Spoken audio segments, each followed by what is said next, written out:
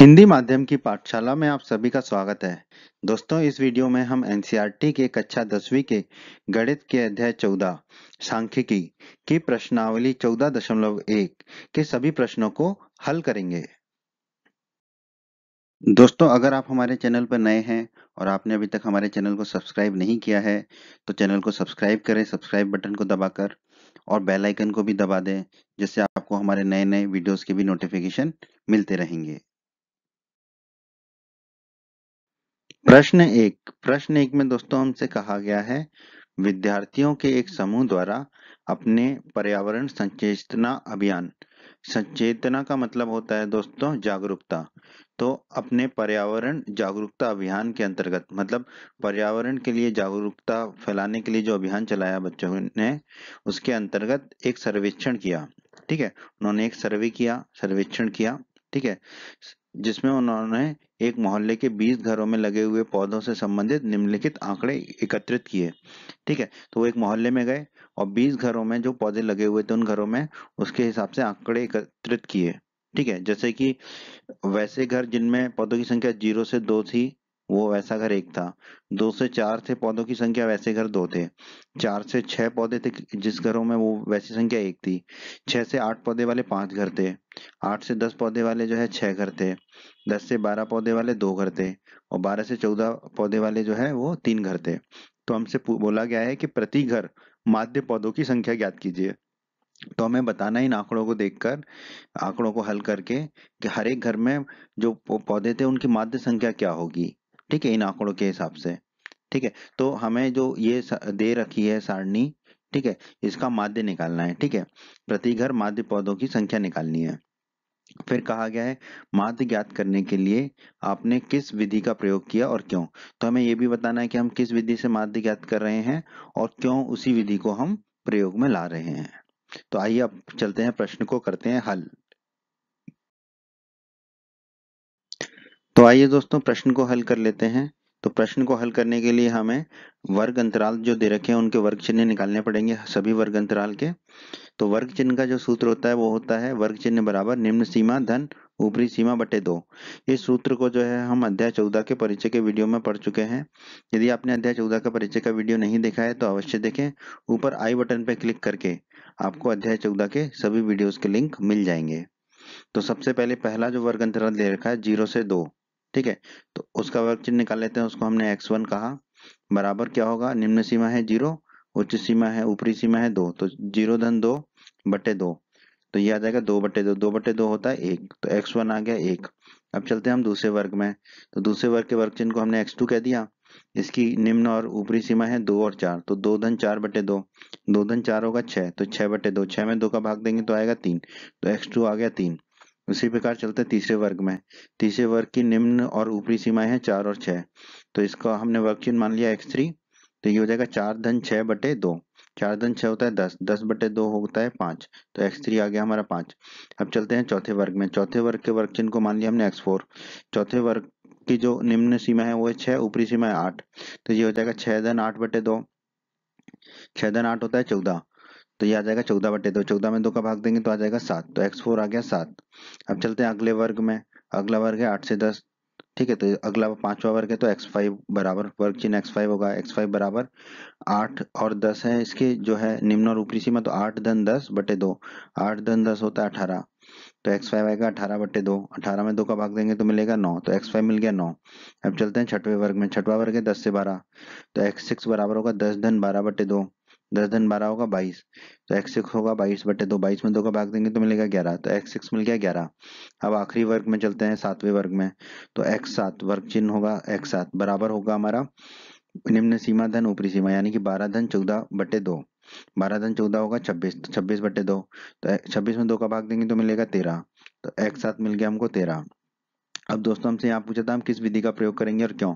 तो यहाँ पर देखिए xi और जो fi है, ठीक है, xi क्या है हमारा, जो वर्ग चिन्ह हमने निकाले हैं, ठीक है, और fi क्या है, जो हमारी घरों की संख्या दे रखी है। ठीक है, तो xi और fi दोनों के जो संख्यात्मक मूल्य हैं वो कम है।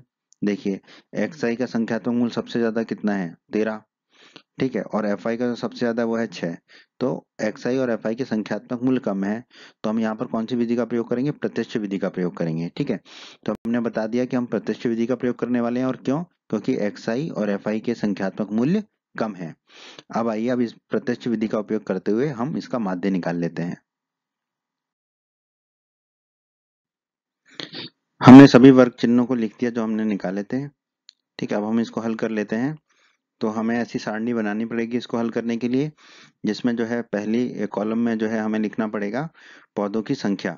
ठीक है, जो कि हमें वर्ग अंतराल दे रखे हैं 0 से 2, 2 से 4, 4 से 6, 6 से 8, 8 से 10, 10 से 12, 12 से 14 ये दे रखा है हमें। फिर घरों की संख्या दे रखी है 1, 2, 1, 5, 6, 2, 3, वो लिख दिया हमने। घरों की संख्या ही हमारी क्या है? संगत बारंबारता है। ठीक है, तो ये घरों की कुल संख्या हमें दे रखी है और इनको भी हम जोड़ सकते हैं। तो इसका हम लिख देंगे सिग्मा एफ आई। ठीक है, सिग्मा एफ आई का मतलब है ये सभी का योग। ठीक है, तो ये सभी का योग वैसे तो हमें 20 दे रखा है, 20 घरों की संख्या प्रश्न में दे रखा है। बाकी आप इनको जोड़ के देख लीजिए, 20 ही आएगा हमारा। ठीक है, अब जो वर्ग चिन्ह हमने निकाले हैं वो रख देते हैं। ठीक है, 0 से 2 का निकाला था 1, 2 से 4 का निकाला था 3, 4 से 6 का निकाला था 5, 6 से 8 का निकाला था 7, 8 से 10 का निकाला था 9, 10 से 12 का निकाला था 11, और 12 से 14 का निकाला था 13, वो लिख दिया हमने। ठीक है, वर्ग चिन्ह जिसको हम एक्स आई से दर्शाते हैं। अब हमें निकालना है एफ आई गुणा एक्स आई। ठीक है, तो देखो ये एफ आई वाला कॉलम है और ये एक्स आई वाला कॉलम है। तो 1 गुणा 1 करेंगे तो कितना मिलेगा? 1, तो 1 आ गया।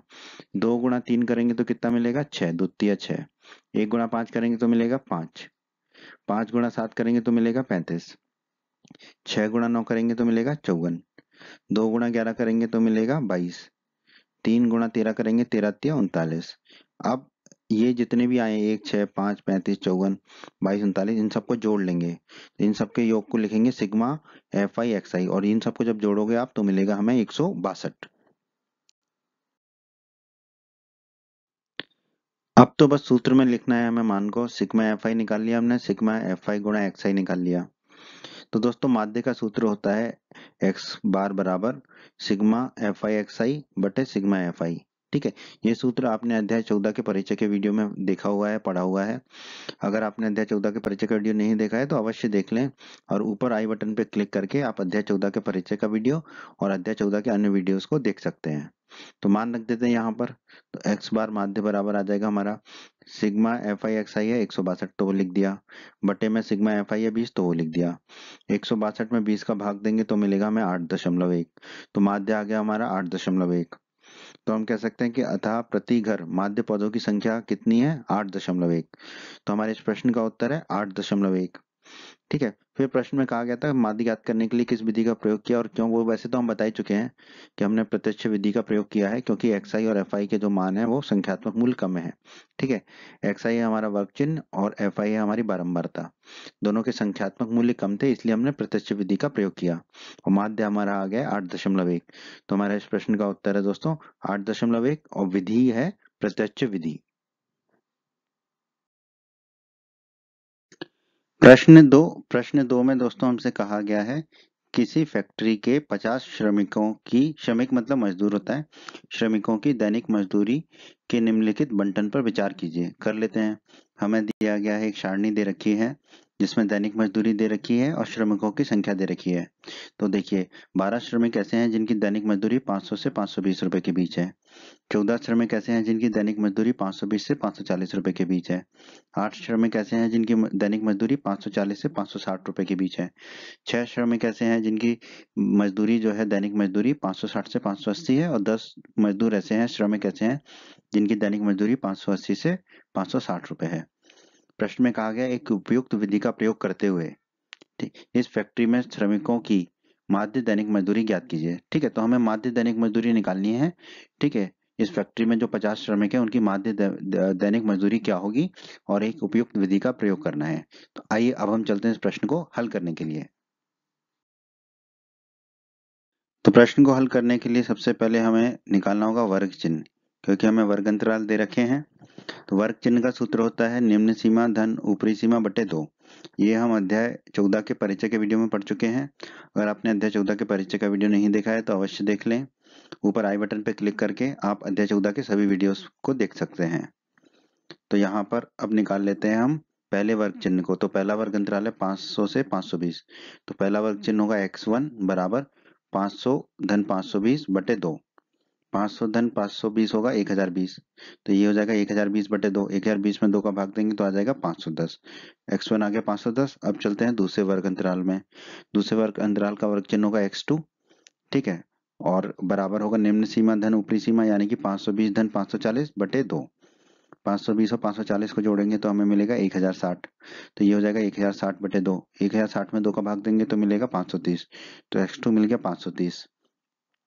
अब निकाल लेते हैं, तीसरे वर्ग में चले जाते हैं, तो वर्ग चिन्ह होगा x3 बराबर 540 धन 560 बटे 2। 540 और 560 को जोड़ेंगे तो मिलेगा 1100, तो x3 बराबर हमें मिला 1100 बटे 2।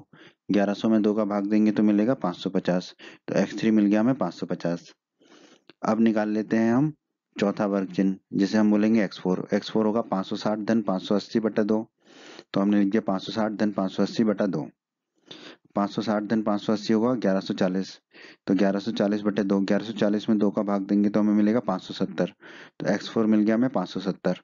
अब अंतिम वर्ग है पांचवा वर्ग, तो x5 होगा वर्ग चिन्ह, वो कितना होगा 580 धन 580 धन 600, 580 धन 600, तो ये होगा 580 धन 600 बटे 2।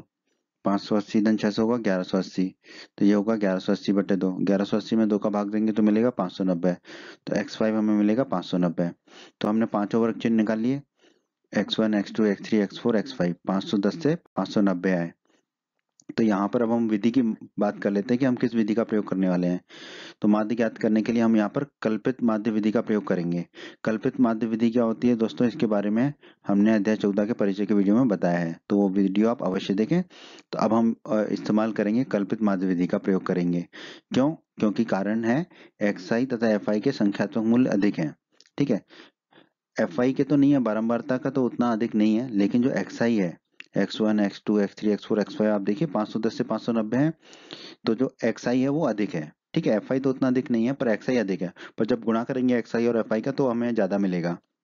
ठीक है, तो गुणा करने में तकलीफ होगी, इसलिए हम यहाँ पर कल्पित माध्य विधि का प्रयोग करेंगे। ठीक है, अब कल्पित माध्य विधि का प्रयोग करेंगे तो हमें एक कल्पित माध्य लेना होगा। कल्पित माध्य क्या होगा, ये जो हमारे x1 x2 जो वर्ग चिन्ह आए हैं उसमें से बीच का जो वर्ग चिन्ह होता है, तो यहाँ पर 5 वर्ग चिन्ह है x1 x2 x3 x4 x5, तो बीच वाला वर्ग चिन्ह कौन सा है x3, उसका मान कितना है 550। तो कल्पित माध्य यहाँ पर a बराबर होगा हमारा 550। ठीक है, क्योंकि बीच वाला जो वर्ग चिन्ह होता है उसको लेते हैं कल्पित माध्य, तो यहाँ पर बीच वाला जो वर्ग चिन्ह है वो है 550 x3। ठीक है, तो कल्पित माध्य को हम लिखते हैं a से, तो a बराबर हो जाएगा हमारा यहाँ पर 550 कल्पित माध्य। तो हमने सभी वर्ग चिन्ह और कल्पित माध्य को यहाँ पर लिख दिया। अब हम सारणी बना लेते हैं जिसको हमें हल करना है। तो दैनिक मजदूरी रुपयों में लिख दिया हमने, 500 से 520, 520 से 540, 540 से 560, 560 से 580 और 580 से 600। ठीक है, श्रमिकों की संख्या लिख दी, जिसे हम FI कहेंगे, बारंबारता, फ्रीक्वेंसी कहते हैं अंग्रेजी में। ठीक है, वो कितनी तरह की, 12 14 8 6 10, तो 12 14 8 6 10। ठीक है, तो सबसे पहले तो इनका योग लिख देते हैं। ठीक है, हमें वैसे भी दे रखा था 50 श्रमिक हैं। ठीक है, इनका योग भी 50 आएगा, तो सिग्मा FI बराबर 50 लिख दिया हमने। वर्ग चिन्ह लिख देंगे हम यहाँ पर xi। ठीक है, तो वर्ग चिन्ह x1 कितना है 510, तो 510 लिख देते हैं। x2 कितना है 530, तो 530 लिख देते हैं। x3 है 550, तो 550 लिख देंगे। x4 है 570, तो 570 लिख देंगे। x5 है 590, तो 590 लिख देंगे। अगला कॉलम हमने बनाया di बराबर xi माइनस ए। ठीक है, di बराबर बनाया हमने xi माइनस ए।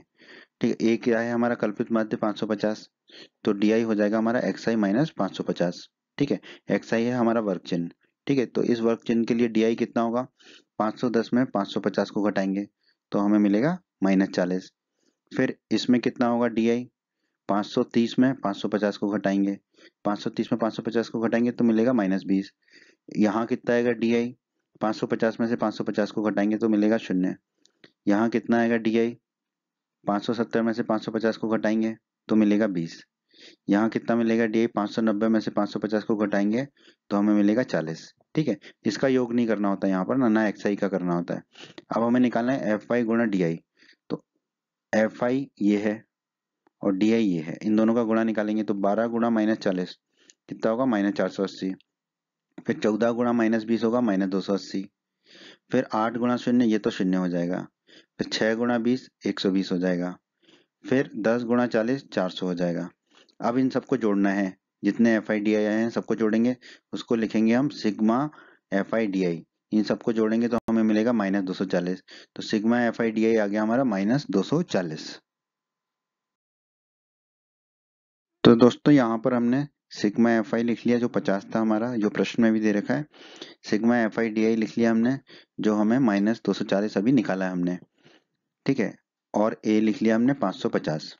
अब दोस्तों माध्य का सूत्र होता है एक्स बार बराबर ए धन सिग्मा एफ आई डी आई बटे सिग्मा एफ आई। अब ये तीनों के मान हमें पता है तो रख देंगे सूत्र में।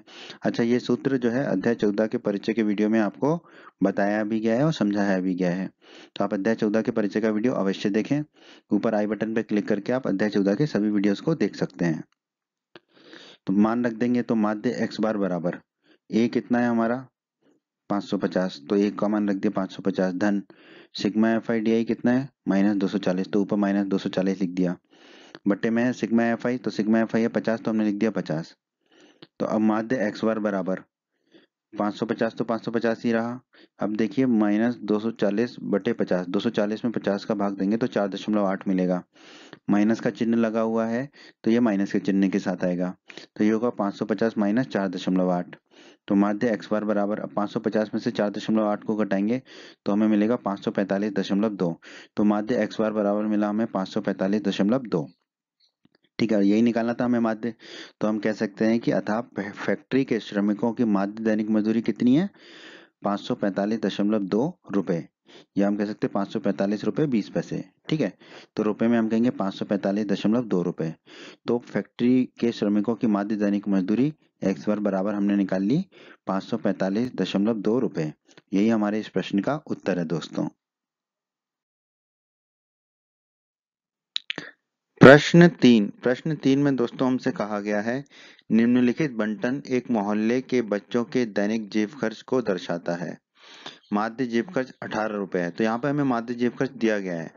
तो लुप्त बारंबारता एफ ज्ञात कीजिए। तो यहाँ पर एक बारंबारता जो है नहीं दी गई है, वर्ग 19 से 21 की, वो दी गई है एफ, तो हमें इस एफ का मान ज्ञात करना है। ठीक है, तो हमें देखो कहा गया है कि 11 से 13 रुपए जो दैनिक जेब भत्ता है वो 7 बच्चों का है।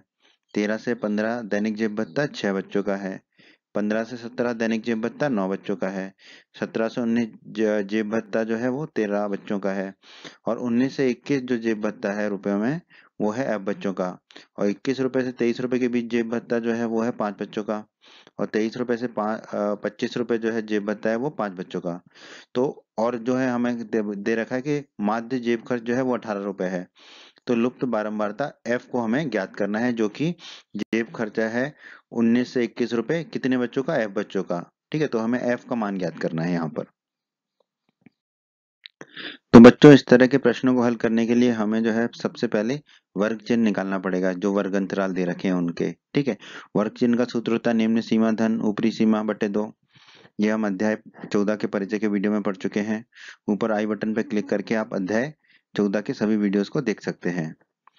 तो अब हम निकाल लेते हैं पहले वर्ग का वर्ग चिन्ह। पहले वर्ग के वर्ग चिन्ह को हम मानेंगे x1, वो हो गया निम्न सीमा 11 धन ऊपरी सीमा 13। 11 धन 13 बटे 2, 11 धन 13 होता है 24, तो 24 बटे 2, 24 में 2 का भाग देंगे तो हमें मिलेगा 12, तो x1 मिल गया 12।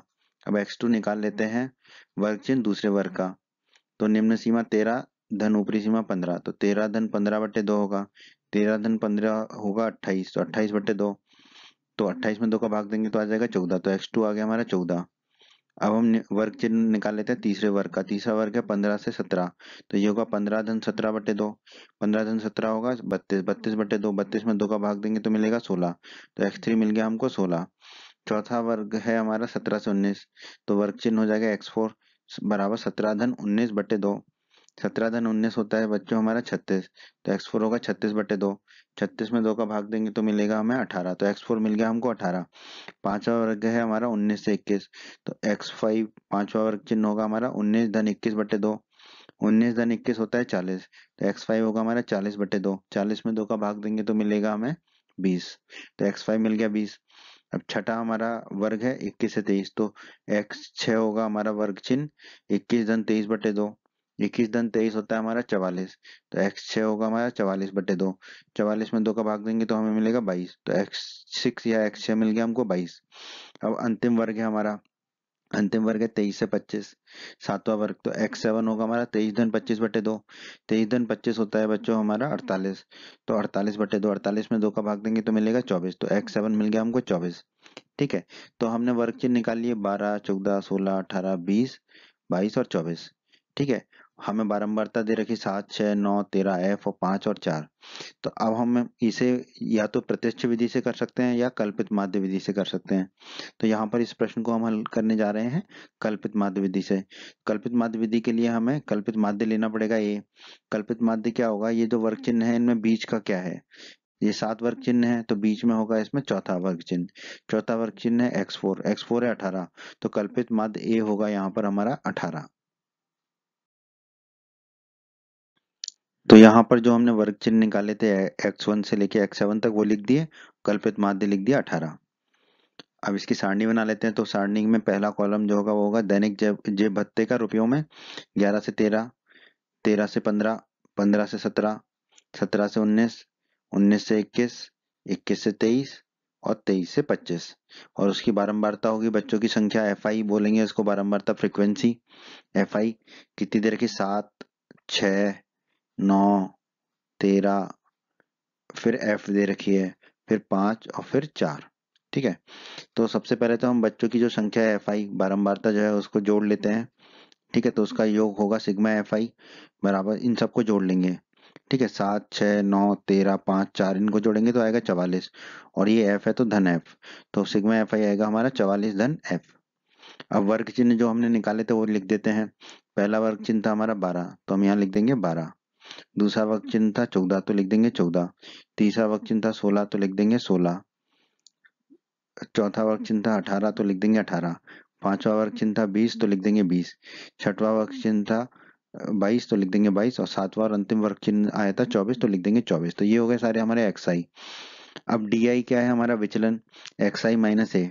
एक्स आई तो ये लिखे हुए हैं, और ए कितना है हमारा 18, तो इन सब में से एक ही जगह लिख देंगे 18, तो डी आई हो जाएगा हमारा विचलन बराबर एक्स आई माइनस 18।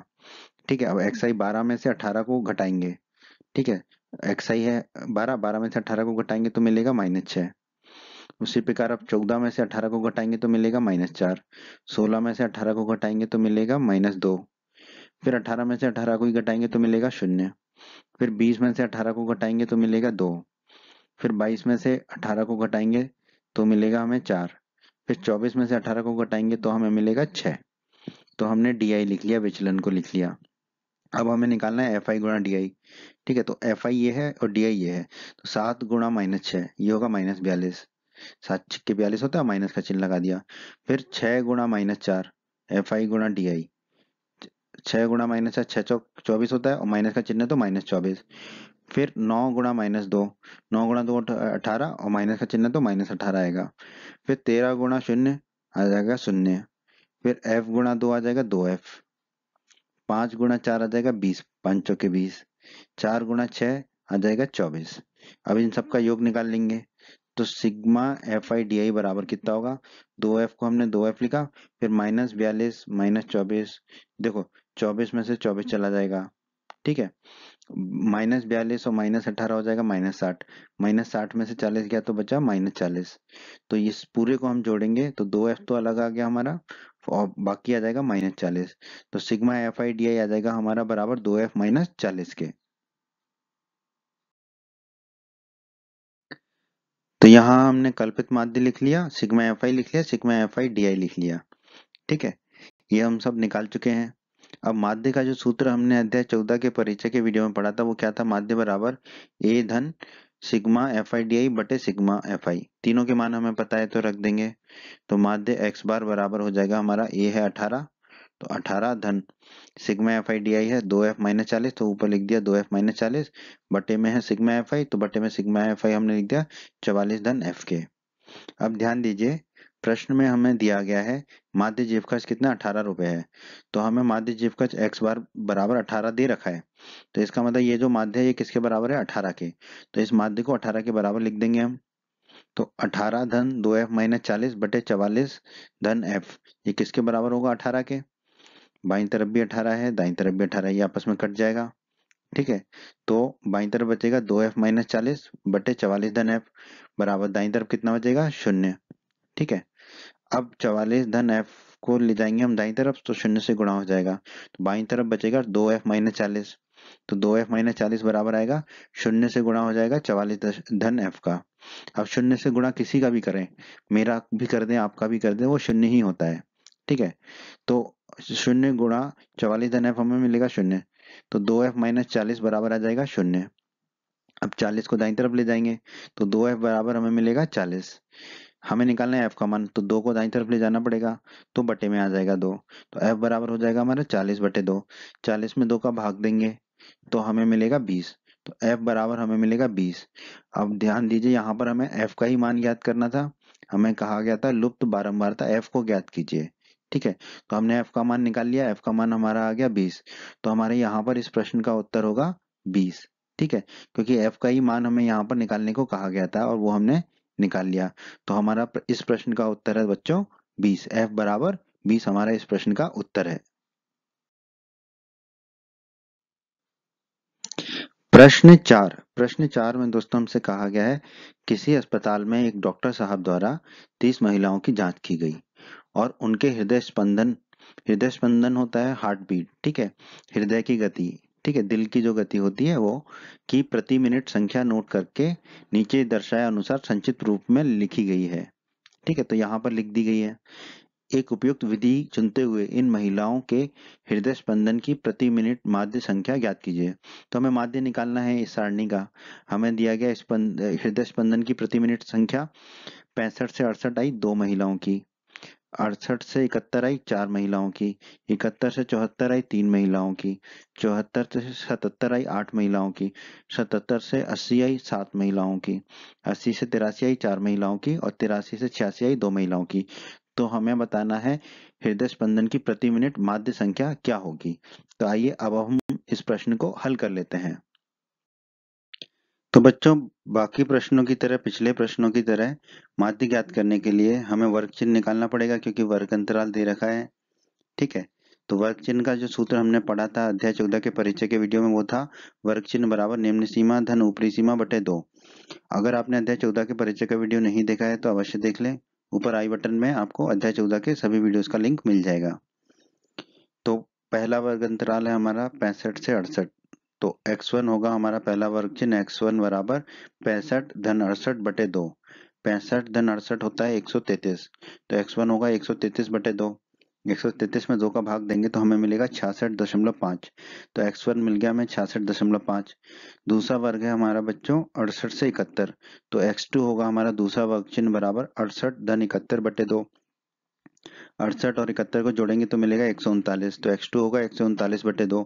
139 में 2 का भाग देंगे तो हमें मिलेगा 69.5, तो x2 मिला हमें 69.5। अब अगला वर्ग अंतराल है 71 से 74, तो अगला वर्ग चिन्ह x3 मिलेगा, तीसरा वर्ग चिन्ह हमें मिलेगा 71 धन 74 बटे 2।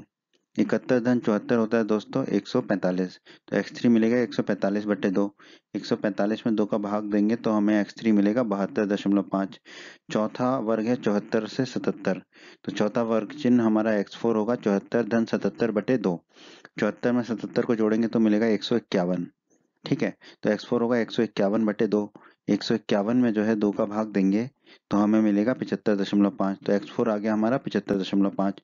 पांचवा वर्ग अंतराल है 77 से 80, तो पांचवा वर्ग चिन्ह x5 होगा हमारा 77 धन 80 बटे 2। 77 धन 80 होता है 157, तो x5 होगा 157 बटे 2। 157 में 2 का भाग देंगे तो हमें मिलेगा 78.5, तो x5 मिल गया 78.5।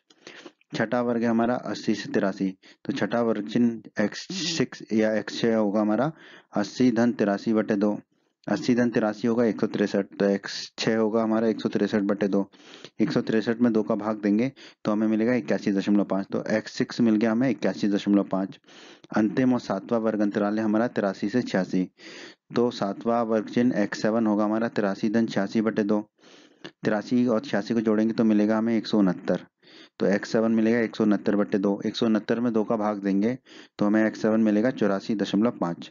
तो हमने सभी वर्ग चिन्ह निकाल लिए, x1, x2, x3, x4, x5, x6, x7।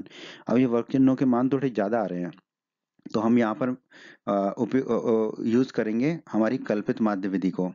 ठीक है, क्योंकि x के जो मान है xi के x1, x2, x3, x4, x5, x6 और x7 ये थोड़े अधिक आ रहे हैं, तो हम कल्पित माध्य विधि का इस्तेमाल करेंगे। कल्पित माध्य विधि के लिए हमें एक कल्पित माध्य लेना होता है और हमारी कोशिश होती है वो कल्पित माध्य ये x1, x2, x3 वगैरह जो निकले हैं इनके बीच का ही हो।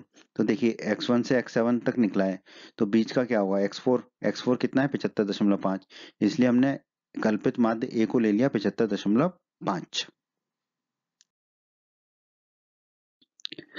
आइए अब इसको हल कर लेते हैं। हमने सारे वर्ग चिन्हों को लिख लिया x1 से x7 तक और कल्पित माध्य को लिख दिया a बराबर 75.5 को। तो सारणी बना लेते हैं। तो सारणी में पहला कॉलम होगा हमारा इस हृदय स्पंदन की प्रति मिनट संख्या। ठीक है, जो वर्ग हमें दे रखे हैं। ठीक है, वर्ग को सबसे पहले लिखते हैं। तो 65 से 68, 68 से 71, 71 से 74, 74 से 77, 77 से 80, 80 से 83 और 83 से 86 वर्ग दे रखे हैं। और महिलाओं की संख्या होगी हमारी बारंबारता, जिसे हम FI से दर्शाते हैं। F का मतलब होता है फ्रीक्वेंसी यानी कि बारंबारता। 2 4 3, 2 4 3, 8 7 4, 8 7 4 और 2 वो लिख लिया हमने। इनका योग भी हमें दे रखा है। कितना योग दे रखा था इनका, हमें 30 महिलाएं दे रखा था और इनको आप जोड़ेंगे तो भी हमें 30 मिलेगा। तो सिग्मा FI बराबर हमने लिख दिया 30। अब वर्ग चिन्हों को लिख लेते हैं। तो x1 मिला था पहला वर्ग चिन्ह हमें 66.5, तो वो लिख दिया। दूसरा वर्ग चिन्ह जो है हमें मिला था 69.5, तो वो लिख दिया। तीसरा वर्ग चिन्ह मिला था 72.5, तो वो लिख देंगे। चौथा वर्ग चिन्ह है 75.5, तो वो लिख देंगे। पांचवा है 78.5, तो 78.5 लिख दिया। छठवा वर्ग चिन्ह है 81.5, तो 81.5 लिख दिया। सातवां है 84.5, तो 84.5 लिख दिया। अब हमें विचलन निकालना है डी आई होता है xi माइनस ए। ये यहाँ पर है हमारा कल्पित माध्य। ठीक है, तो वो कितना है 75.5, तो डी हो जाएगा हमारा xi माइनस 75.5। अब xi ये है हमारे वर्ग चिन्ह, तो 66.5 माइनस 75.5 करेंगे तो हमें मिलेगा -9।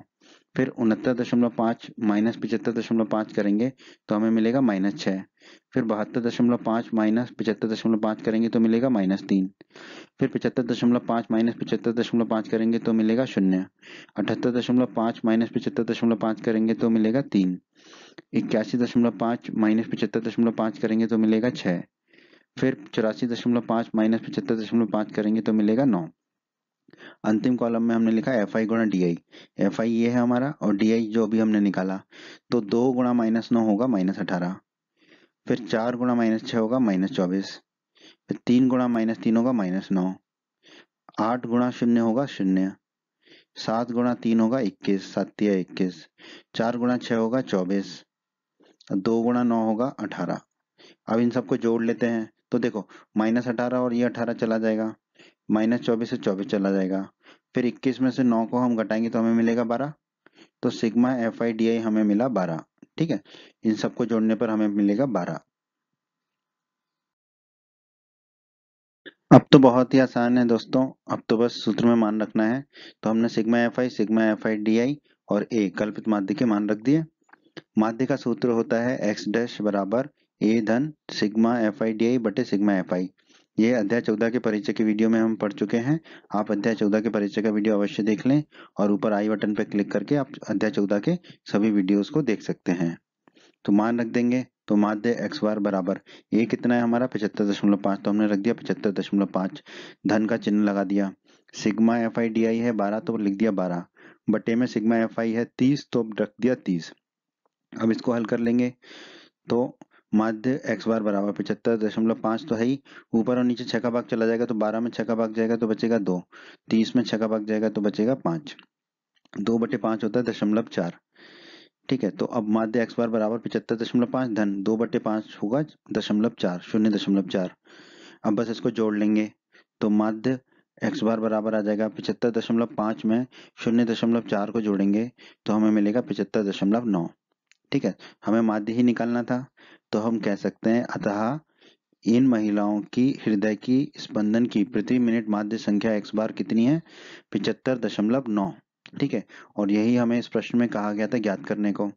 ठीक है, तो दोस्तों यही हमारे इस प्रश्न का उत्तर होगा। माध्य x बार बराबर 75.9, या हम कह लें इन महिलाओं के हृदय की स्पंदन की प्रति मिनट माध्य संख्या कितनी है? 75.9।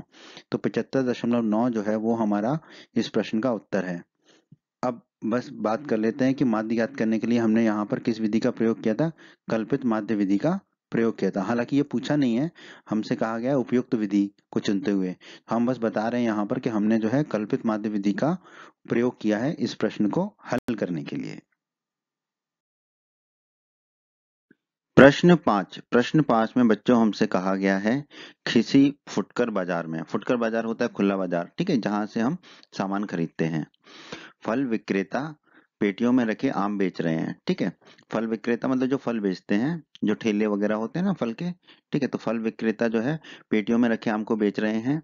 इन पेटियों में आमों की संख्याएं भिन्न भिन्न है, अलग अलग पेटियों में अलग अलग आम रखे हुए हैं। पेटियों की संख्या के अनुसार आमों का बंटन निम्नलिखित है। जैसे कि आमों की संख्या दे रखी है और हमें पेटियों की संख्या दे रखी है। तो जैसे कि 15 पेटियां ऐसी हैं जिनमें 50 से 52 आम हैं। 110 पेटियां ऐसी हैं जिनमें 53 से 55 आम हैं। 135 पेटियां ऐसी हैं जिसमें 56 से 58 आम है। 115 पेटियां ऐसी हैं जिसमें 59 से 61 आम है। और 25 पेटियां ऐसी हैं जिसमें 62 से 64 आम है। तो हमसे कहा गया है कि एक पेटी में रखे आमों की माध्य संख्या ज्ञात कीजिए। तो हमें माध्य ज्ञात करना है। आपने माध्य ज्ञात करने की किस विधि का प्रयोग किया ये भी बताइए, और हम ये भी बता देंगे कि हमने उस विधि का प्रयोग क्यों किया। तो आइए बच्चों प्रश्न को हल कर लेते हैं। तो इस प्रश्न को हल करने के लिए हमें निकालने होंगे सबसे पहले वर्ग चिन्ह। तो वर्ग चिन्ह निकाल लेते हैं, जितने भी हमारे वर्ग अंतराल दे रखे हैं 5। ठीक है, वर्ग चिन्ह का सूत्र होता है निम्न सीमा धन ऊपरी सीमा बटे 2। ये वर्ग चिन्ह का जो सूत्र है ये हम अध्याय 14 के परिचय के वीडियो में पढ़ चुके हैं। अगर आपने अध्याय 14 के परिचय का वीडियो नहीं देखा है तो अवश्य देखें। ऊपर आई बटन पर क्लिक करके आपको अध्याय 14 के सभी वीडियोस के लिंक मिल जाएंगे। तो निकाल लेते हैं। जो पहला वर्ग चिन्ह आएगा, पहले वर्ग का पहला वर्ग है 50 से 52। तो पहला वर्ग चिन्ह होगा हमारा x1 बराबर 50 धन 52 बटे 2। 50 धन 52 होगा 102, तो x1 होगा 102 बटे 2। 102 में 2 का भाग देंगे तो हमें मिलेगा 51। तो x1 आ गया हमारा 51। अब चलते हैं दूसरे वर्ग में। दूसरे वर्ग में तो दूसरा वर्ग चिन्ह निकालेंगे x2 जो होगा, दूसरा वर्ग है हमारा 53 से 55। तो दूसरा वर्ग चिन्ह x2 होगा हमारा 53 धन 55 बटे 2।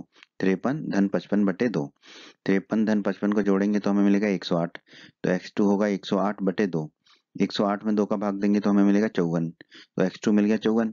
अब हम चलते हैं तीसरे वर्ग में। तीसरा वर्ग अंतराल है हमारा 56 से 58। तो तीसरे वर्ग अंतराल का वर्ग चिन्ह होगा x3, वो होगा 56 धन 58 बटे 2। 56 धन 58 बटे 2, 56 धन 58 होगा हमारा 114। तो x3 होगा 114 बटे 2। 114 में 2 का भाग देंगे तो मिलेगा 57। तो x3 मिल गया हमें 57। अब चलते हैं हम चौथे वर्ग में। तो चौथे वर्ग का वर्ग चिन्ह होगा x4, और चौथा वर्ग है हमारा 59 से 61। तो x4 होगा हमारा 59 धन 61 बटे 2। 59 धन 61 करेंगे तो 120 मिलेगा। तो x4 होगा हमारा 120 बटे 2। 120 में 2 का भाग देंगे तो मिल जाएगा 60। अब चलते हैं अंतिम वर्ग में। अंतिम वर्ग अंतराल है हमारा वर्ग अंतराल 5वां। तो वर्ग चिन्ह होगा x5, और वर्ग अंतराल है हमारा 62 से 64। तो x5 बराबर होगा हमारा 62 धन 64 बटे 2। 62 धन 64 को जोड़ेंगे तो मिलेगा 126। तो x5 मिलेगा 126 बटे 2। तो 126 में 2 का भाग देंगे तो x5 आ जाएगा हमारा 63। ठीक है, 126 में 2 का भाग देंगे तो मिलेगा 63। तो हमें पांचों वर्ग चिन्ह मिल गए। ये वर्ग चिन्ह देखने में थोड़े से बड़े लग रहे हैं, पेटियों की संख्या भी जो है देखने में बड़े लग रहे हैं। तो अब हमें विधि बतानी है कि कौन सी विधि का प्रयोग करेंगे। तो माध्य ज्ञात करने के लिए हम यहाँ पर कल्पित माध्य विधि का प्रयोग कर लेंगे। क्यों? क्योंकि जो xi है वर्ग चिन्ह जो है x1 x2 x3 x4 x5, और जो बारंबारता हमारी पेटियों की संख्या, वो संख्यात्मक मूल्य उनके अधिक हैं। इसलिए कल्पित माध्य विधि का प्रयोग करना हमारे लिए आसान होगा। विधि हम किसी का भी प्रयोग कर सकते हैं, पर अच्छा रहेगा कि हम यहाँ पर कल्पित माध्य विधि का प्रयोग करें। ठीक है, अब कल्पित माध्य विधि का प्रयोग करेंगे तो हमें कल्पित माध्य लेना होगा। कल्पित माध्य हम जनरली किसको ले लेते हैं? जो भी वर्ग चिन्ह होता है बीच वाला उसको। तो देखो 5 वर्ग चिन्ह है x1 x2 x3 x4 और x5। तो बीच का वर्ग चिन्ह होगा x3। तो x3 को ले लेंगे हम कल्पित माध्य। तो x3 का मान है 57। तो कल्पित माध्य a बराबर हमने ले लिया 57। ठीक है। तो बच्चों जो हमने कल्पित माध्य माना था a बराबर 57 वो लिख दिया हमने, और बाकी जो वर्ग चिन्ह हमने निकाले थे 51, 54, 57, 60, 63 वो लिख दिए। अब हम सारणी बना लेते हैं। तो सारणी में पहला कॉलम होगा आमों की संख्या जो भी हमारे वर्ग अंतराल होते हैं। ठीक है, सबसे पहले हम वर्ग अंतराल को लिखते हैं। तो आमों की संख्या कितनी है, 50 से 52 वो लिख दिया, फिर है 53 से 55 वो लिख दिया, फिर है 56 से 58 वो लिख दिया, फिर 59 से 61 वो लिख दिया, फिर 62 से 64 वो लिख दिया। अंत में हमने योग लिख दिया। फिर पेटियों की संख्या है हमारी बारंबारता, उसे FI से दर्शा दिया। कितनी है, पहले है 15, फिर दूसरे वर्ग में 110, तीसरे में 135, चौथे में 115 और पांचवे में 25, तो वैसे लिख दिया। अब इन सब का योग जो है उसको लिख देते हैं। तो ये है हमारा, इसका योग है 400। ठीक है, तो हमने लिख दिया सिग्मा FI बराबर 400। ठीक है, सिग्मा FI का मतलब होता है इन सब का योग। ठीक है, यहाँ पर हमने योग लिख ही दिया है। अगला कॉलम है हमारा वर्ग चिन्ह का। ठीक है, वर्ग चिन्ह को XI से दर्शाते हैं। तो XI मतलब पहला वर्ग चिन्ह होगा X1, तो X1 कितना निकाला है 51, तो यहाँ लिख दिया 51। दूसरा वर्ग चिन्ह है हमारा X2, कितना निकाला है 54, तो हमने लिख दिया 54। तीसरा वर्ग चिन्ह है X3, हमने निकाला 57, तो लिख दिया 57। चौथा वर्ग चिन्ह है हमारा 60, तो X4 60 है हमारा, तो लिख देंगे 60। और पांचवा वर्ग चिन्ह है हमारा X5 63, तो हमने लिख दिया यहाँ 63। ठीक है, अब अगले कॉलम में हम निकालते हैं विचलन को, DI को। DI होता है हमारा XI माइनस A। A है हमारा कल्पित माध्य, तो वो कितना है 57, तो यहाँ पे लिख देंगे हम XI माइनस 57, एक ही जगह 57 लिख देंगे। तो DI होगा हमारा XI माइनस 57। XI का मतलब है जैसे कि पहला वाला वर्ग चिन्ह वो होगा X1, दूसरा X2, फिर X3, फिर X4, X5। तो पहला DI, पहला D1 निकाल लेते हैं। D1 क्या होगा, X1 माइनस 57। X1 है 51, तो 51 माइनस 57, तो D1 आएगा हमारा 51 में से 57 को घटाएंगे तो -6। उसी प्रकार दूसरा वाला D2 कितना आएगा, X2 माइनस 57, X2 है 54, तो 54 माइनस 57 आएगा -3, तो -3 लिख दिया। फिर D3 निकाल लेते हैं। D3 होगा X3 माइनस 57, X3 भी 57 है और माइनस 57 है, तो D3 हमारा आ जाएगा 0, 57 माइनस 57 0 होगा। फिर D4 निकाल लेते हैं। D4 होगा X4 माइनस 57, X4 है 60, तो 60 माइनस 57 करेंगे तो हमें मिलेगा 3।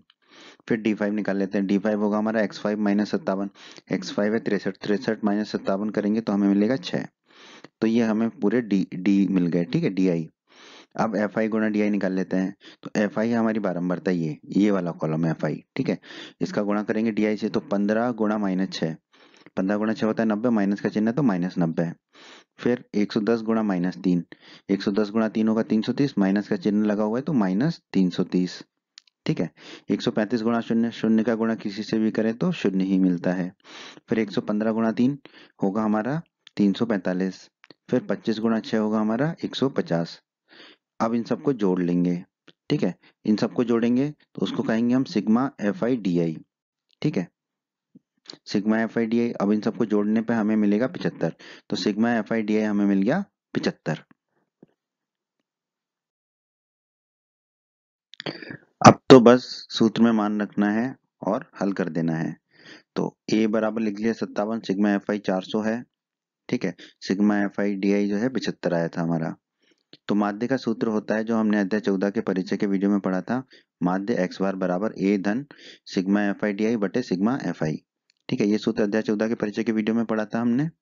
अगर आपने अध्याय 14 के परिचय का वीडियो नहीं देखा है तो अवश्य देखें।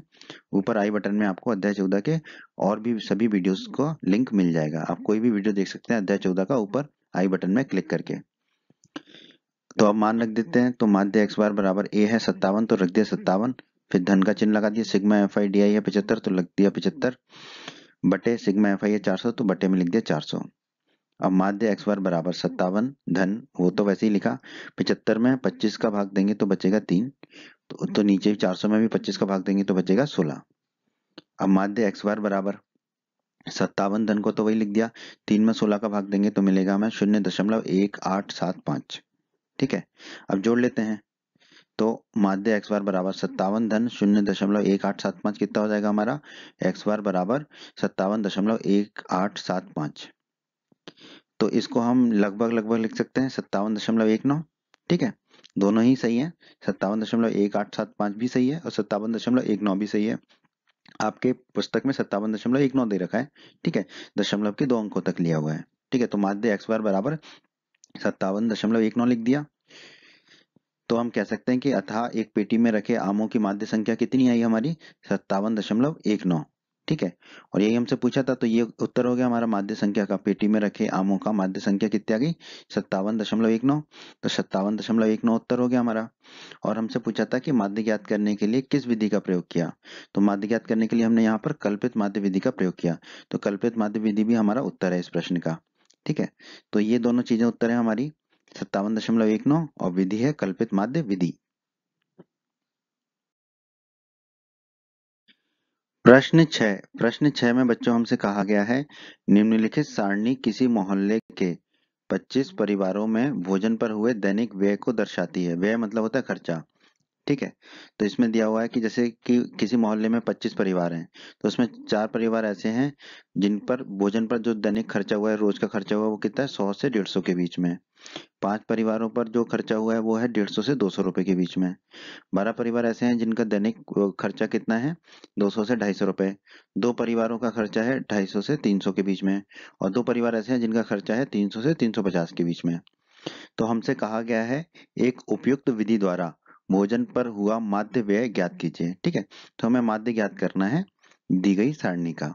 बहुत ही आसान प्रश्न है दोस्तों, हल कर लेते हैं और अब हम एक नई विधि को भी सीखेंगे।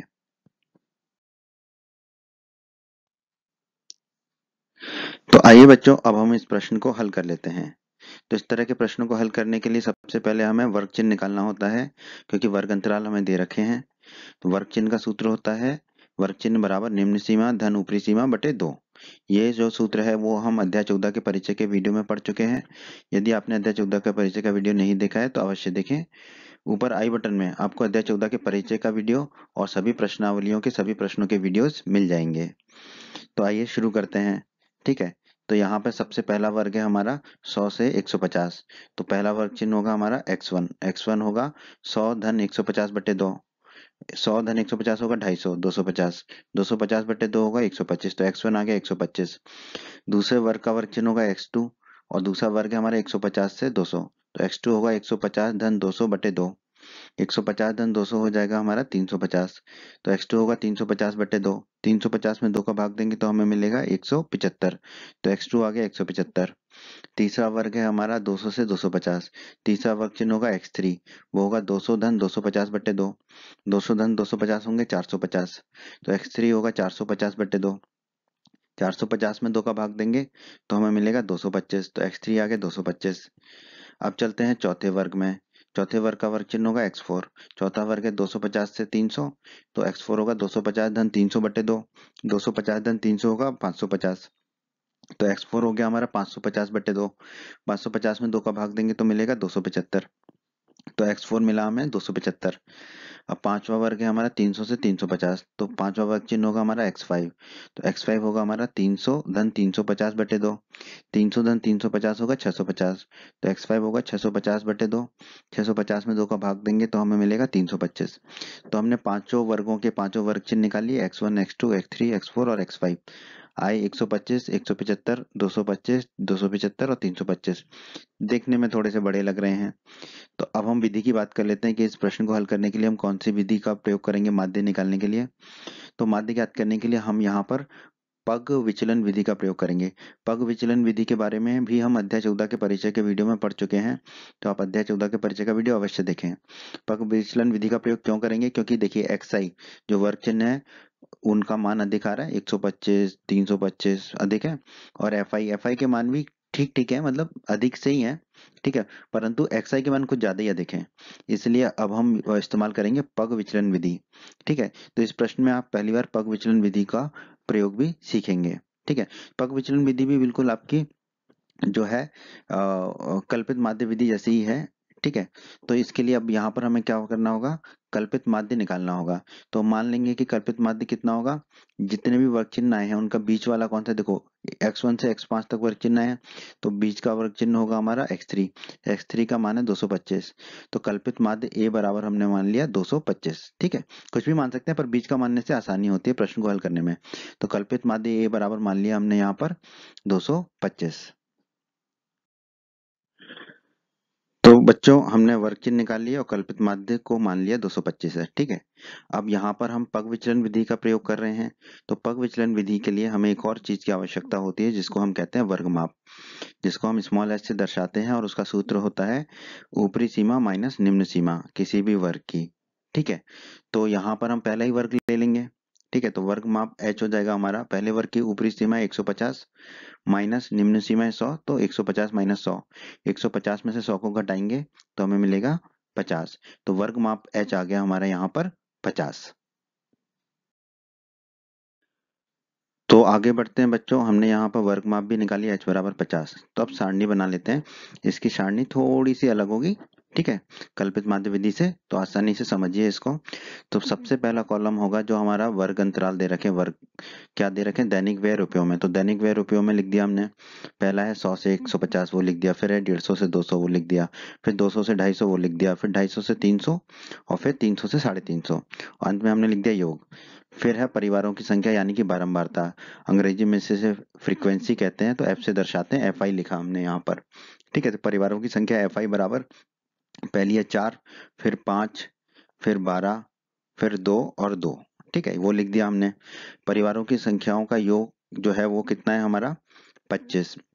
इन सबको भी जोड़ के देख सकते हैं हम, कितना आ रहा है हमारा 25। ठीक है, तो हमने सिग्मा एफ आई बराबर लिख दिया 25। सिग्मा एफ आई का मतलब है जितने भी एफ आई है उनका योग है 25। वर्ग चिन्ह जो हमने निकाले थे वो लिख देते हैं। तो एक्स आई, वर्ग चिन्ह को एक्स आई से दर्शाते हैं। तो पहला वर्ग चिन्ह है एक्स वन जो कि 125 है, तो 125 लिख दिया। दूसरा है 175 एक्स टू, वो लिख दिया। तीसरा वर्ग चिन्ह एक्स थ्री है 225, वो लिख दिया। चौथा वर्ग चिन्ह है एक्स फोर 275, वो लिख दिया। पांचवा वर्ग चिन्ह है एक्स फाइव 325, वो लिख दिया। अब जो है विचलन निकाल लेते हैं। विचलन होता है डी आई बराबर एक्स आई माइनस ए। ये कल्पित माध्य है, ये हमने 225 माना है, तो डी आई हो जाएगा हमारा एक्स आई माइनस 225। एक्स आई वर्ग चिन्ह यहाँ पर है। ठीक है, इसमें से 225 को माइनस करेंगे तो पहला डी वन कितना आएगा, एक्स वन माइनस 225, यानी कि 125 माइनस 225। 125 माइनस 225 करेंगे तो हमें माइनस 100 मिलेगा। ठीक है, फिर दूसरा D2 निकालेंगे तो वो होगा x2 माइनस 225। x2 है 175, तो 175 माइनस 225 करेंगे तो मिलेगा माइनस 50। फिर D3 है 225, तो 225 माइनस 225 करेंगे तो मिलेगा शून्य। D4 माइनस 225, D4 है 275, 275 माइनस 225 करेंगे तो मिलेगा हमें 50। फिर है D5 निकालना है, तो D5 होगा x5 माइनस 225, x5 है 325, 325 माइनस 225 होगा 100, तो D5 आ गया हमारा 100। अब जो नई चीज आई है वो ये आई है, यू आई बराबर होता है डी आई बटे एच। एच होता जो निकाला है हमने, कितना निकाला है 50, वर्ग माप 50 निकाला है, तो यू आई बराबर होगा डी आई बटे एच। तो D you I you one कितना होगा डी वन बटे एच, डी वन कितना है -100, तो -100 बटे एच कितना है 50, तो -100 बटे 50 आएगा हमारा -2।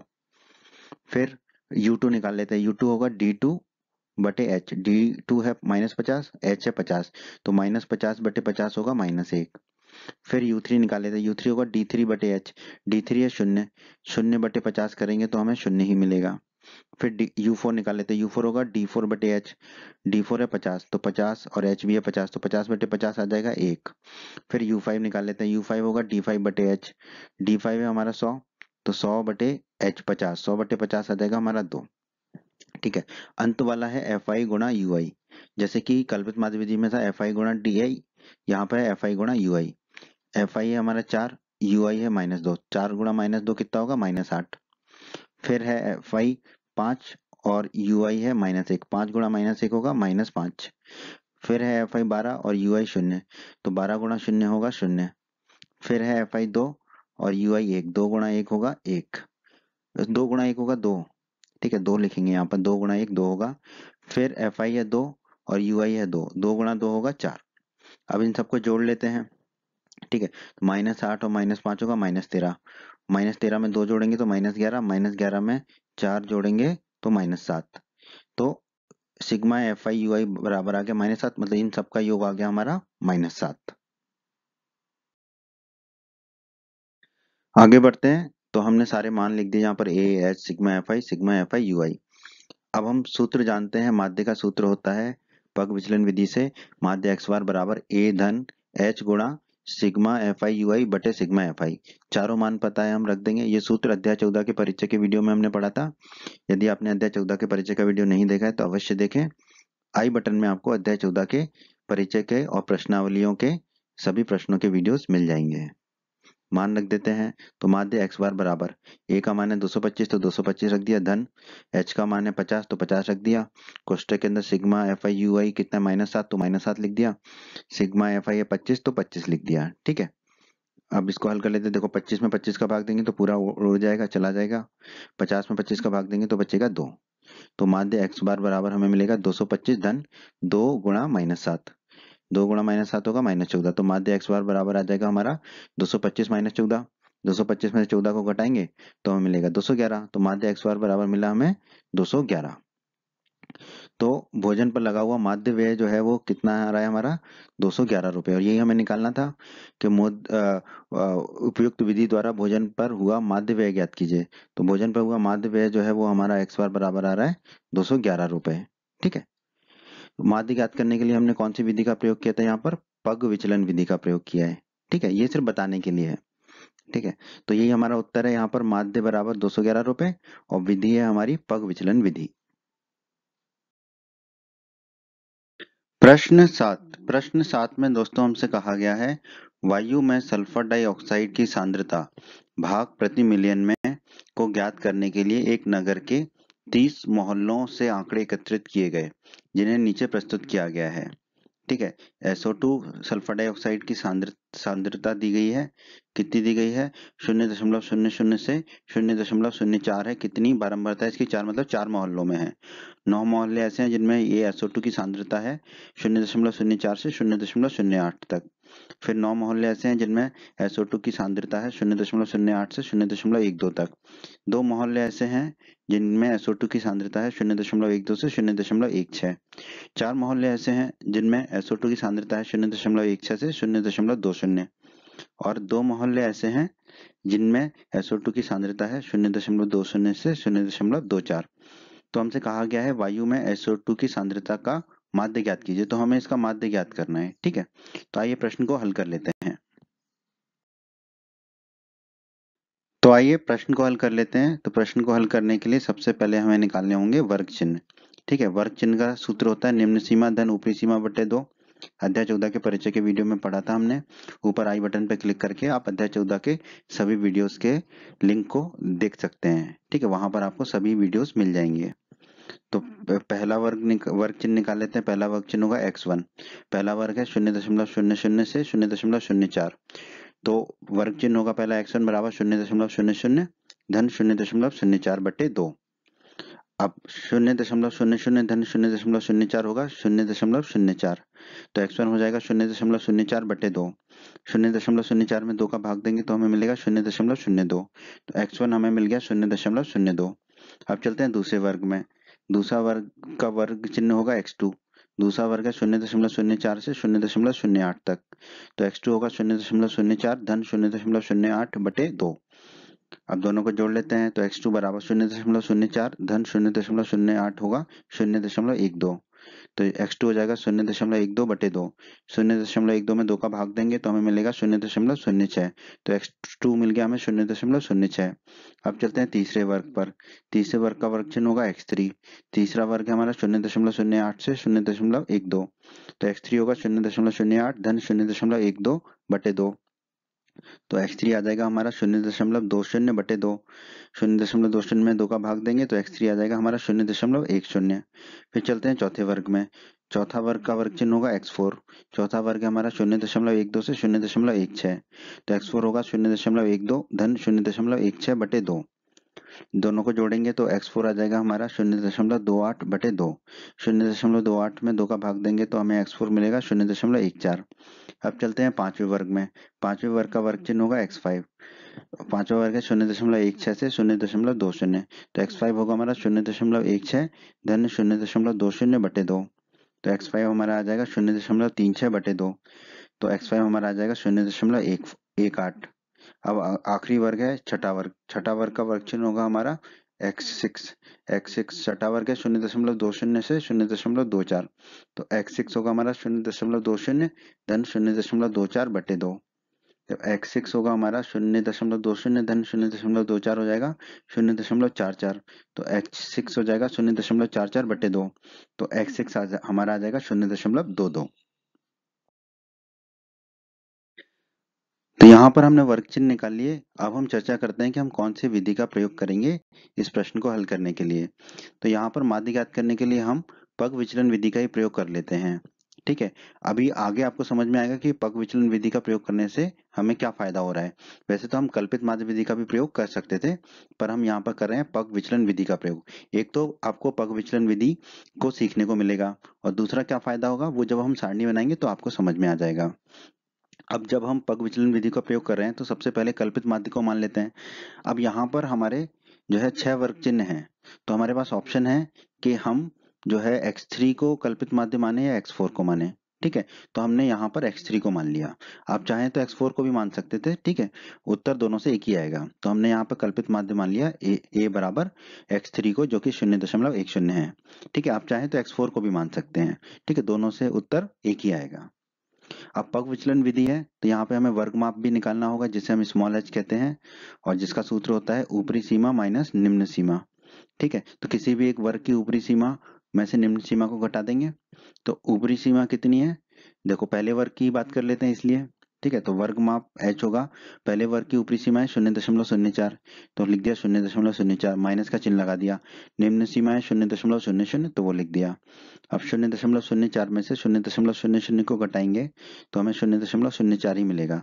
तो वर्ग माप h भी मिल गया हमें 0.04। तो आप सारणी बना लेते हैं इस प्रश्न को हल करने के लिए। तो सारणी में जो पहला कॉलम होगा वो होगा SO2 की सांद्रता, और जो दे रखी है वो पूरा लिख लिया हमने सारे वर्गों को। 0.00 से 0.04, फिर है 0.04 से 0.08, फिर है 0.08 से 0.12, फिर है 0.12 से 0.16, फिर है 0.16 से 0.20, फिर है 0.20 से 0.24 लिख दिया, और नीचे लिख दिया हमने योग। फिर बारंबारता जो दे रखी है, जिसे अंग्रेजी में फ्रीक्वेंसी कहते हैं, तो FI लिख दिया बारंबारता के लिए 499242, 499242 लिख दिया। बारंबारता का योग लिख देते हैं सिग्मा FI। ठीक है, 30 मोहल्ले दे रखे तो 30 ही होगा, इन सबको जोड़ के भी देख सकते हैं। ठीक है, तो वेरीफाई हो जाएगा कि आपने सही लिखा है। तो सिग्मा FI से व्यक्त करते हैं इसको, सिग्मा FI बराबर 30। वर्ग चिन्ह जो निकाले थे वो लिख लेते हैं। तो पहला वर्ग चिन्ह निकाला था हमने 0.02, वो लिख देते हैं। दूसरा वर्ग चिन्ह है 0.06, वो लिख देते हैं।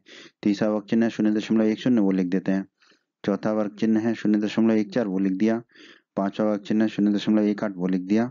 छठा वर्ग चिन्ह है 0.22, वो लिख दिया। ठीक है, अब अगला कॉलम है DI बराबर विचलन बराबर XI माइनस है। ये है हमारा कल्पित माध्य। ए हमने माना है 0.10 को, तो ए की जगह लिख देंगे 0.10। तो DI बराबर हो जाएगा XI माइनस 0.10। अब XI ये है हमारे X1 X2 X3 X4 X5 और X6। तो D1 कितना होगा, X1 माइनस 0.10, तो X1 है 0.02, तो D1 होगा 0.02 माइनस 0.10। 0.20 में से 0.10 को घटाएंगे तो हमें मिलेगा माइनस के 0.08।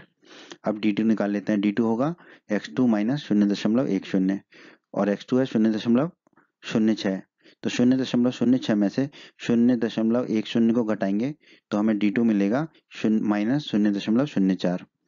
फिर D3 निकाल लेते हैं। D3 होगा X3 माइनस 0.10, X3 है 0.10, तो 0.10 में से 0.10 को ही घटाएंगे तो हमें D3 मिल जाएगा 0। फिर D4 निकालेंगे, वो होगा X4 माइनस 0.10। X4 है हमारा 0.14, तो 0.14 में से 0.10 को घटाएंगे तो हमें D4 मिल जाएगा 0.04। फिर निकाले थे D5। D5 होगा X5 माइनस 0.10, X5 है हमारा 0.18, तो 0.18 में से 0.10 को घटाएंगे तो D5 मिलेगा हमें 0.08। फिर हमारे D6 निकालना है। D6 होगा हमारा x6 माइनस 0.10, x6 है हमारा 0.22, तो 0.22 माइनस 0.10 होगा हमारा 0.12, तो D6 आएगा 0.12। ये निकाल लिया। अब हमने पग विचलन विधि का प्रयोग क्यों किया वो समझते हैं आगे ना। तो उसके लिए पहले तो ui बराबर डी बटे एच निकाल लेते हैं।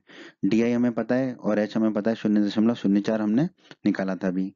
तो माइनस पहला u1 क्या होगा, d1 बटे एच, d1 है 0.08 माइनस के 0.08, तो माइनस के 0.08 बटे 0.04, ये हो जाएगा हमारा माइनस का 2।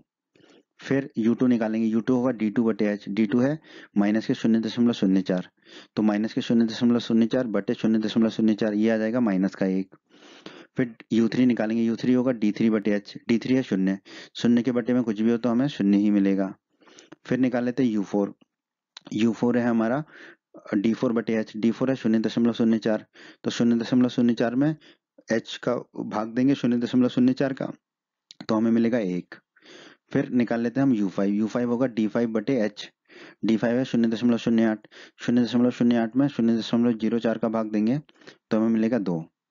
फिर निकाल लेते हैं U6 होगा D6 बटे एच, D6 है 0.12, 0.12 में भाग देंगे 0.04 का, तो हमें मिलेगा 3। ठीक है, अब हमें निकालना है Fi गुणा Ui। दोस्तों इसीलिए अब हमने पग विचलन विधि का प्रयोग किया था, क्योंकि अब गुणा करना आसान हो जाएगा। देखो अगर हम कल्पित माध्य विधि का प्रयोग करते हैं तो हमें Fi में गुणा करना पड़ता है Di का, तो मतलब 0.08 इस वगैरह से गुणा करना पड़ता, इसलिए हम आ गए थे पग विचलन विधि में। यहाँ पे हमें Fi का गुणा करना है Ui से, तो देखो 4 गुणा -2 होगा -8, फिर 9 गुणा -1, 9 गुणा -1 होगा -9, फिर 9 गुणा 0, ये तो बहुत ही आसान है, ये होगा 0, फिर 2 गुणा 1, 2 गुणा 1 हो जाएगा 2, फिर 4 गुणा 2, 4 दूनी 8 होता है, फिर 2 गुणा 3, 2 तिया 6 होता है। अब इन सबको जोड़ लेंगे तो देखो 8 से तो 8 चला जाएगा, फिर 6 और 2 8 होते हैं, ठीक, और यह -9, तो इन सबको पूरा जोड़ेंगे तो हमें मिलेगा माइनस का 1। ठीक है, क्योंकि देखो -8 से 8 चला गया, 6 और 2 8 है, 8 में से -9 करेंगे तो -1 मिलेगा, तो सिग्मा Fi Ui मिल गया हमें माइनस का 1। तो हमने जरूरत की सारी चीजें निकाल ली, ए एच सिग्मा Fi और सिग्मा Fi Ui। तो हम जानते हैं माध्य का सूत्र होता है x बार बराबर a धन h गुणा सिग्मा Fi Ui बटे सिग्मा Fi। यह अध्याय 14 के परिचय के वीडियो में हमने पढ़ा था। ऊपर आई बटन पर क्लिक करके आप अध्याय 14 के सभी वीडियोस को देख सकते हैं। तो मान रख देंगे अब, तो x माध्य x बार बराबर a कितना है 0.10, तो वो लिख दिया, धन h कितना है 0.04, तो वो लिख दिया। कोष्टक के अंदर सिग्मा Fi Ui है -1, तो -1 लिख दिया। सिग्मा Fi है 30, तो बटे में 30 लिख दिया। इसको हल कर लेते हैं अब, तो माध्य x बार बराबर 0.10 तो 0.10 ही रहा। ठीक है, इसको हल किया तो देखो ये माइनस है तो माइनस का चिन्ह आ जाएगा। ठीक है, 0.04 में भाग देंगे 30 का, तो हमें मिलेगा 0.001। ठीक है, अब इसको हल कर लेते हैं, लगभग लगभग मान ऐसा मिलेगा। ठीक है ना, तो माध्य x बार बराबर आ जाएगा हमारा 0.10 को हम लिख सकते हैं 0.100, क्योंकि दशमलव के बाद तो कितने भी शून्य लगा दो कोई फर्क नहीं पड़ता। हमने ये शून्य क्यों लगाया, क्योंकि ये हमारा 0.001 था, दशमलव के बाद 3 अंक थे, तो यहाँ पर भी हमने दशमलव के बाद 3 अंक कर लिए। अब इसको हल कर लेते हैं, तो माध्य x बार बराबर आ जाएगा हमारा 0.099। ठीक है, और यही हमें निकालना था। तो हम कह सकते हैं कि अतः वायु में SO2 की सांद्रता का माध्य कितना है, x बार बराबर 0.099, और किसमें है, भाग प्रति मिलियन में, तो कोष्टक में लिख देंगे भाग प्रति मिलियन में। तो यही हमारे इस प्रश्न का उत्तर होगा दोस्तों। आपकी पुस्तक में ppm लिखा है, तो एक ही बात होती है, पार्ट पर मिलियन बोलते हैं अंग्रेजी में, ppm लिख सकते हैं आप, भाग प्रति मिलियन में लिख सकते हैं, पर उत्तर कितना है 0.099। तो हमारे इस प्रश्न का उत्तर है 0.099। प्रश्न 8 में कहा गया है बच्चों, किसी कक्षा अध्यापिका मतलब कि क्लास टीचर ने, तो किसी क्लास टीचर ने पूरे सत्र के लिए अपनी कक्षा के 40 विद्यार्थियों की अनुपस्थिति निम्नलिखित रूप से रिकॉर्ड की। ठीक है, तो कोई क्लास टीचर होंगे, उनकी क्लास में जो है 40 बच्चे पढ़ते होंगे, तो उनकी अनुपस्थिति मतलब कितने दिन वो एब्सेंट रहे, अनुपस्थित रहे, कक्षा में नहीं आए, विद्यालय में नहीं आए, वो रिकॉर्ड की सारणी के रूप में। एक विद्यार्थी जितने दिन अनुपस्थित रहा उसका माध्य ज्ञात कीजिए। ठीक है, तो हमें यहाँ पे भी इस प्रश्न में माध्य ज्ञात करना है। तो आइए प्रश्न को हल कर लेते हैं। तो प्रश्न को हल करने के लिए सबसे पहले हमें निकालना होगा वर्ग चिन्ह को। वर्ग चिन्ह का सूत्र होता है निम्न सीमा धन ऊपरी सीमा बटे 2। ये सूत्र जो है अध्याय 14 के परिचय के वीडियो में हमने पढ़ा था। ऊपर आई बटन में आपको अध्याय 14 के सभी वीडियोस का लिंक मिल जाएगा। ठीक है, तो पहला वर्ग चिन्ह निकाल लेते हैं। पहला वर्ग चिन्ह होगा x1। पहला वर्ग क्या है? 0 से 6, 0 से 6 है, तो पहला वर्ग चिन्ह x1 होगा 0 धन 6 बटे 2। 0 धन 6 होगा 6, तो 6 बटे 2, 6 बटे 2, 6 में 2 का भाग जाएगा तो मिलेगा 3, तो x1 मिल गया हमको 3। दूसरे वर्ग का वर्ग चिन्ह होगा x2। दूसरा वर्ग है 6 से 10, तो x2 होगा 6 धन 10 बटे 2। 6 धन 10 कितना होगा? 16, तो 16 बटे 2, 16 में 2 का भाग देंगे तो मिलेगा 8, तो x2 मिल जाएगा 8। तीसरा वर्ग का वर्ग चिन्ह होगा x3।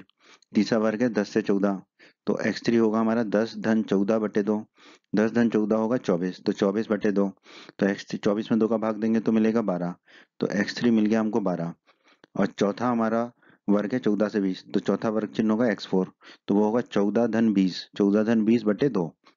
14 धन 20 होगा 34, तो x4 होगा 34 बटे 2। 34 में 2 का भाग देंगे तो मिलेगा 17, तो x4 मिल गया हमको 17। पांचवा वर्ग चिन्ह होगा x5, और पांचवा वर्ग है हमारा 20 से 28, तो x5 होगा हमारा 20 धन 28 बटे 2। 20 धन 28 होगा 48, तो ये हो जाएगा 48 बटे 2। 48 बटे 2 होता है 24, तो x5 आ जाएगा हमारा 24।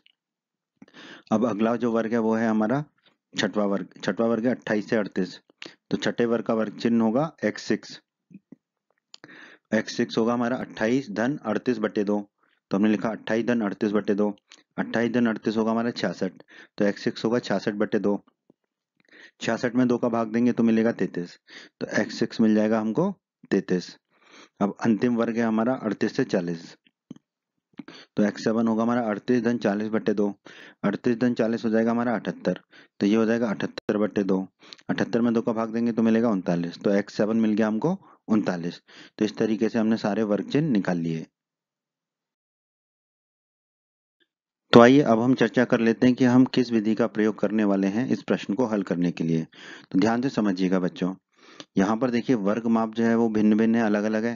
देखो पहला 0 से 6 तो 6 है, फिर 6 से 10 इसका मतलब 4 हुआ, 10 से 14 मतलब 4 हुआ, 14 से 20 फिर से 6 हो गया, 20 से 28 8 हो गया, 28 से 38 10 हो गया, 38 से 40 2 हो गया। तो वर्ग माप यहाँ पर भिन्न भिन्न है। ठीक है, इसका मतलब एच जो है वो अलग अलग आएगा सब में, तो इसलिए जो है हम यहाँ पर पग विचलन विधि का प्रयोग तो नहीं करेंगे। ठीक है, अब बात आती है दो विधि, प्रत्यक्ष विधि और कल्पित माध्य विधि। तो यहाँ पर जो xi है उसमें जो सबसे ज्यादा है वो है 39 है, तो हम कह सकते हैं कि xi जो है संख्यात्मक रूप से बड़ा है। ठीक है, तो हम यहाँ पर कल्पित माध्य विधि का प्रयोग करेंगे। आप चाहें तो प्रत्यक्ष विधि का भी प्रयोग कर सकते हैं, उत्तर दोनों से एक ही आने वाला है। क्योंकि हम कल्पित माध्य विधि का प्रयोग करने वाले हैं तो हमें यहाँ पर कल्पित माध्य लेना पड़ेगा। तो हम मान लेते हैं कि कल्पित माध्य क्या है? 17। 17 क्यों लिया हमने? क्योंकि देखो हमारे जो है 7 वर्ग चिन्ह आए थे, हम बीच वाले वर्ग चिन्ह को पकड़ते हैं, तो 7 का बीच वाला होगा 4, तो x4 कितना? 17, इसलिए हमने कल्पित माध्य a बराबर मान लिया 17। तो बच्चा पार्टी आगे बढ़ते हैं और हल कर लेते हैं प्रश्न को। तो सारणी बना लेंगे।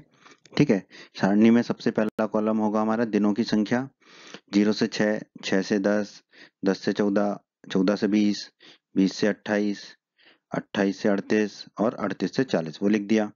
फिर विद्यार्थियों की संख्या, जिसे हम बारंबारता भी कहते हैं, अंग्रेजी में फ्रीक्वेंसी, यानी कि एफ तो एफ आई से लिखते हैं इसको।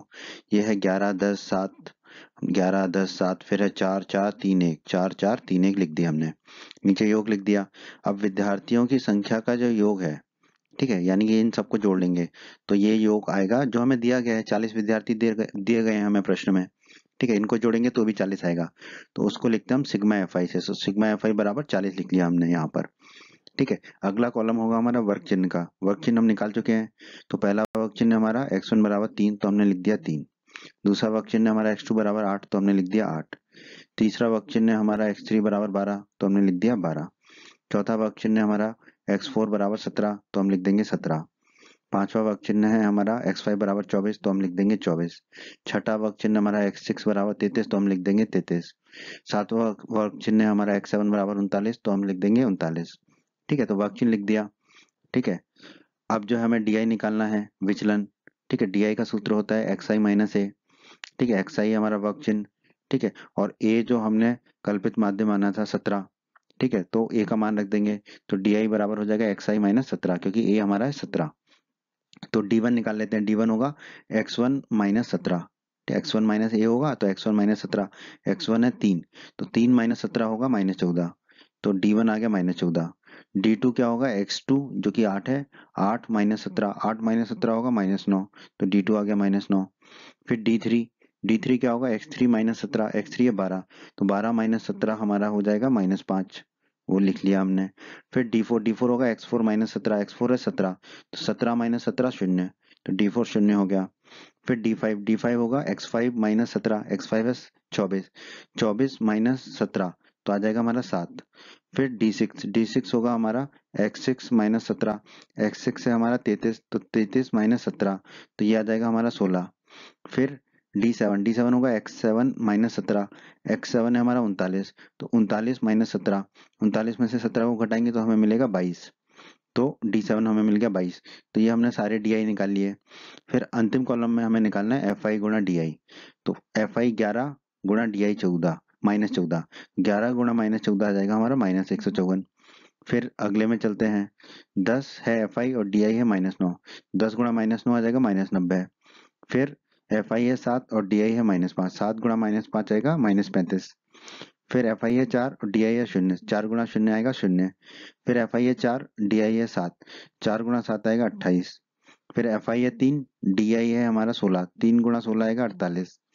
फिर एफ आई है 1, डी आई है 22, तो 1 गुणा 22 आएगा 22।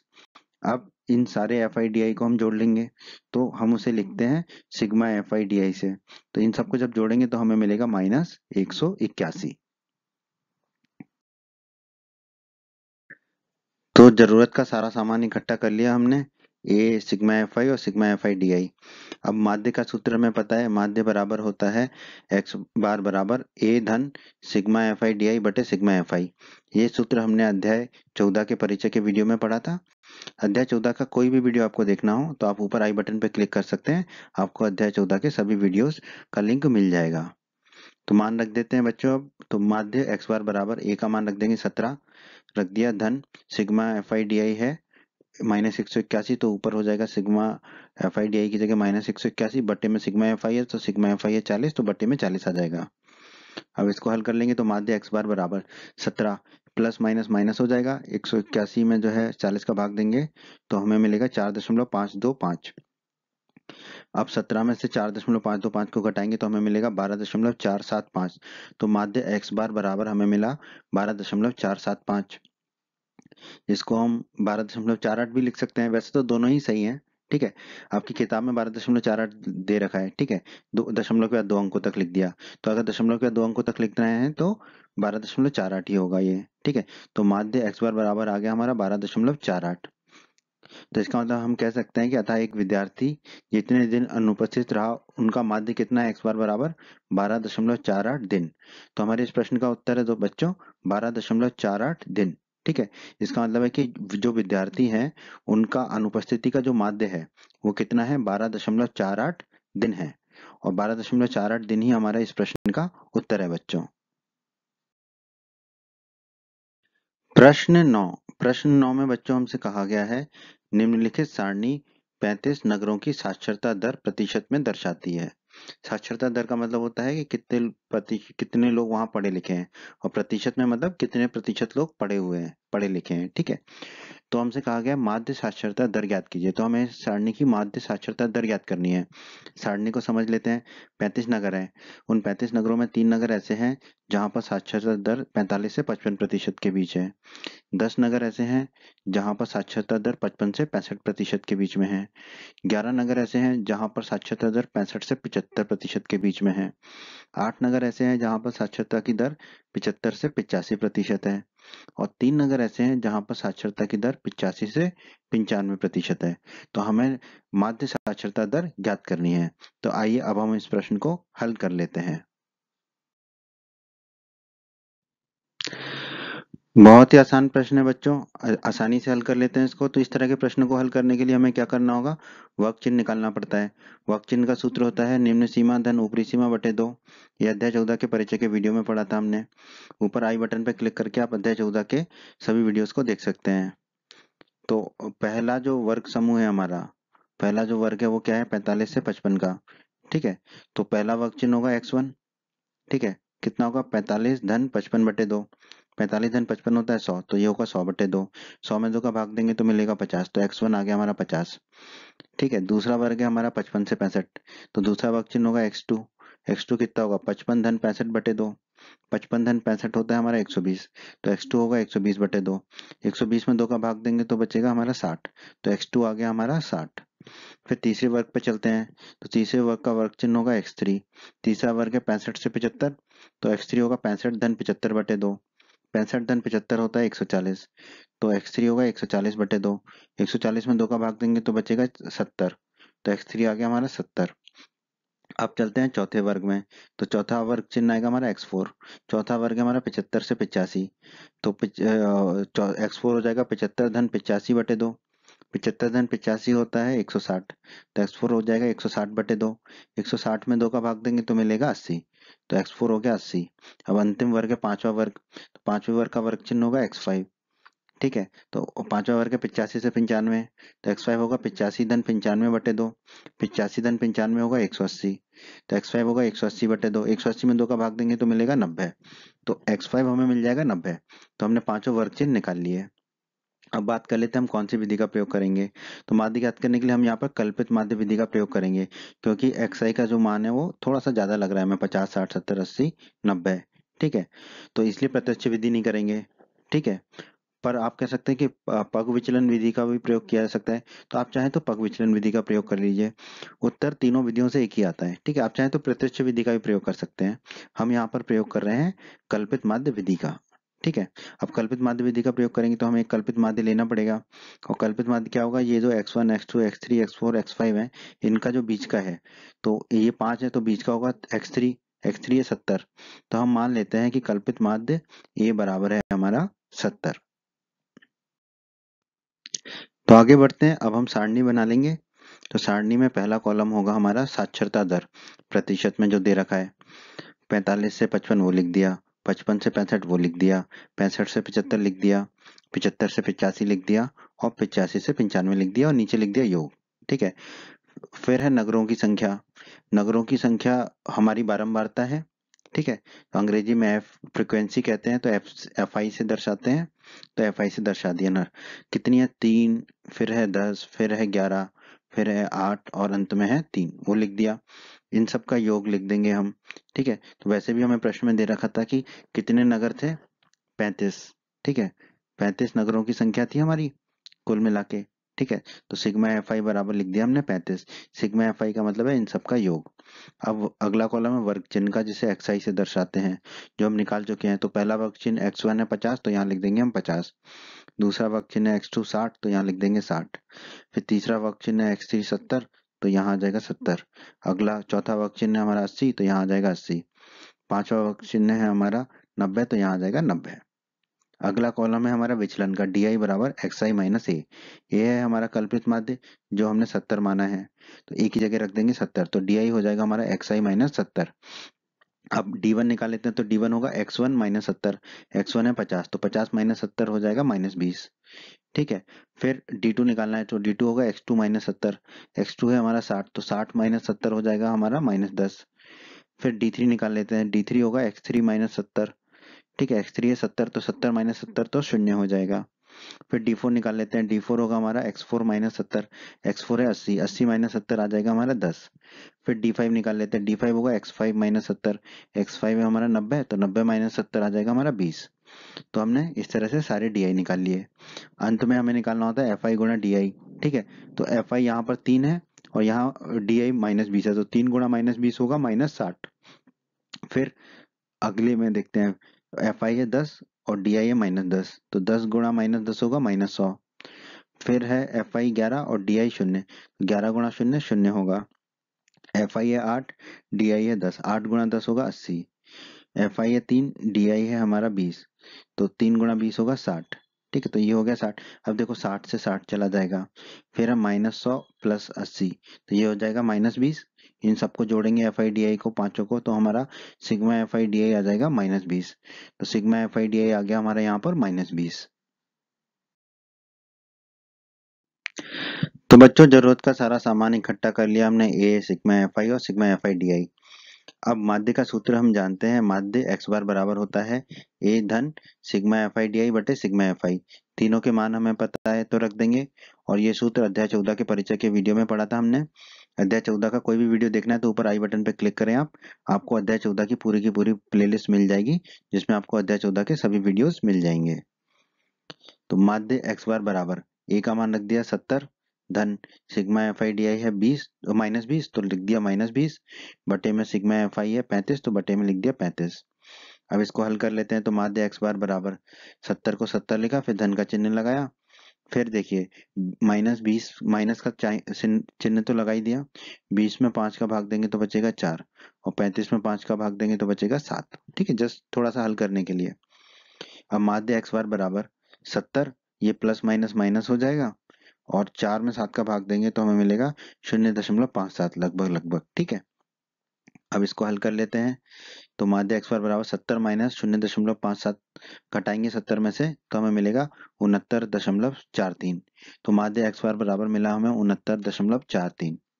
तो हमारा इस प्रश्न का उत्तर होगा, अतः मध्य साक्षरता दर कितनी है, 69.43% है। ठीक है, क्योंकि प्रतिशत में ही दे रखी साक्षरता दर, तो माध्य साक्षरता दर भी प्रतिशत में होगी।